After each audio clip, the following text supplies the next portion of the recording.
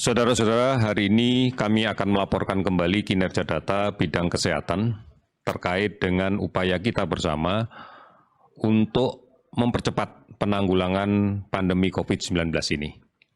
Kita menghimpun data ini sejak pukul 12 kemarin sampai dengan pukul 12 hari ini, yang kemudian kita kumpulkan dari gugus tugas tingkat kabupaten kota, seterusnya ke provinsi dan ke nasional.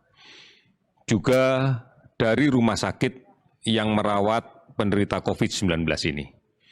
Seluruhnya dilaporkan dalam satu sistem yang kita sebut dengan New All Record untuk data laboratorium atau melalui RS Online untuk menghimpun data dari berbagai rumah sakit. Dari data yang masuk inilah kemudian kita analisa berdasarkan spesimennya, kemudian kita kumpulkan dalam kelompok orangnya, apakah ini kasus baru yang kemudian harus kita beri nomor registrasi InnoCovid sebagai registrasi kontak tracing yang tentunya akan kita laporkan ke WHO, ataukah follow up dari pasien yang sudah kita rawat untuk menentukan kondisi antigennya terakhir. Apabila hasilnya sudah negatif dan klinis bagus, maka kita akan menyatakan sembuh. Saudara-saudara, hari ini kita melakukan pemeriksaan 17.052 spesimen. Sehingga total yang kita periksa 540.115 spesimen. Jumlah ini memberikan hasil untuk hari ini kasus positif sebanyak 1.106 orang. Sehingga akumulasinya menjadi 40.400 orang. Kalau kita rinci kasus positif, masih didominasi penambahan pada beberapa provinsi, di antaranya Jawa Timur, hari ini melaporkan 245 kasus baru dan 71 sembuh. Sulawesi Selatan 175 kasus baru dan 44 sembuh. Kalimantan Selatan 169.000 dan 169 orang dan 6 sembuh. DKI Jakarta 101 kasus baru dan 134 sembuh. Kemudian Jawa Tengah 56 kasus baru dan 30 sembuh. Penambahan kasus baru dari beberapa daerah tersebut didapatkan dari tracing yang agresif dari setiap kasus positif yang dirawat. Tracing ini kemudian ditindaklanjuti dengan pemeriksaan antigen menggunakan real-time PCR atau TCM yang kemudian kita dapatkan hasil yang seperti kami sampaikan tadi. Penambahan kasus ini adalah gambaran bahwa memang kontak dekat yang kemudian kita lakukan tracing secara agresif dan kemudian dilakukan testing secara masif menunjukkan gambaran hasil positif yang cukup banyak. Ini menjadi penting saudara-saudara sekalian, karena kasus-kasus positif inilah yang kemudian harus betul-betul kita edukasi untuk melaksanakan isolasi dengan baik.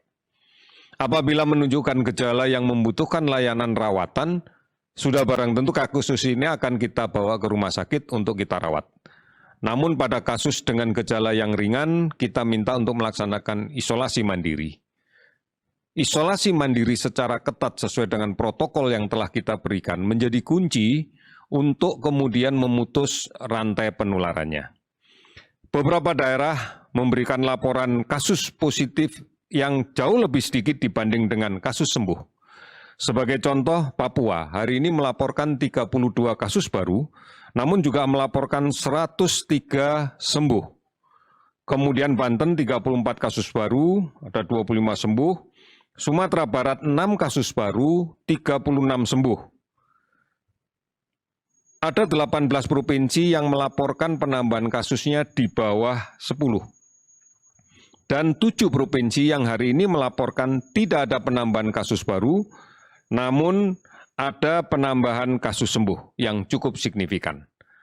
Oleh karena itu total kasus sembuh hari ini kita mendapatkan jumlah 580 sembuh sehingga totalnya 15.703 sembuh. meninggal 33 orang sehingga totalnya menjadi 2.231 orang. Kami masih melakukan pemantauan pada 29.124 orang dan pengawasan secara ketat pada pasien sebanyak 13.510 orang. 431 kabupaten kota terdampak di 34 provinsi. Ini adalah gambaran bahwa kita harus ketat kembali untuk mengendalikan sebaran penyakit ini dengan menjalankan protokol kesehatan secara ketat. Saat ini di beberapa sektor aktivitas sosial sudah dilaksanakan oleh masyarakat. Kita bersyukur bahwa aktivitas produktif secara bertahap sudah bisa kita mulai. Sudah barang tentu ini akan kita kendalikan dengan kajian epidemiologinya. Kita berharap bahwa aktivitas sosial yang sudah mulai dijalankan secara selektif, secara bertahap, tidak akan meningkatkan kasus baru. Ini dikarenakan semua warga negara kita yang melaksanakan aktivitas patuh dan disiplin untuk menjalankan protokol kesehatan. Upaya yang dilakukan pemerintah dengan membuat surat edaran yang baru tentang pembagian jam kerja khususnya untuk DKI, ini adalah salah satu bentuk kita mencoba mengatur kembali aktivitas produktif namun aman dari COVID-19. Ini menjadi pembelajaran baik meskipun kita akan terus memantau secara ketat perkembangan epidemiologinya dan bisa diimplementasikan di tempat-tempat yang lain dengan cara dan prinsip yang sama. Dapatkan update video terbaru berita Indonesia.link dengan cara subscribe lalu klik tombol lonceng dan ikuti semua sosmed kami. Jangan lupa